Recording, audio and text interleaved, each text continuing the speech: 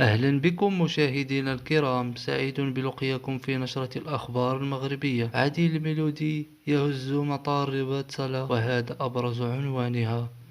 علمت قناتنا أن الشرطة للحدود بمطار رباط سلا ضبطت مساء اليوم الثلاثاء مغني الشعبي عديل الميلودي، وذلك بعد التحاقه بأرض الوطن قادمة من مدريد. وحسب مصادر موثقة، فقررت النيابة العامة إخلاء سبيل عديل الميلودي مؤقتا في انتظار إخضاع إجراءات البحث التمهيدي من طرف الشرطة القضائية بمدينة القنيطرة، باعتباره للجهات الأمنية المختصة بتعميق البحث في هذه القضية. ومن المقرر أن تقوم الشرطة القضائية بولاية القنيطرة في يومين القادمين باستجواب عديل الميلودي بشأن عبارة بالتهديد والقذف موجهة لعناصر الشرطة، وذلك تضمينه لفيديو منشور على حسابه الشخصي في شبكات التواصل الاجتماعي بتاريخ 9 أكتوبر المنصرم.